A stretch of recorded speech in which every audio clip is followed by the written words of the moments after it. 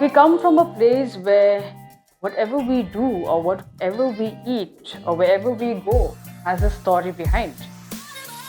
So the kind of dishes that we serve, right, are all dishes where we've actually kept a lot of effort, where we would have tried.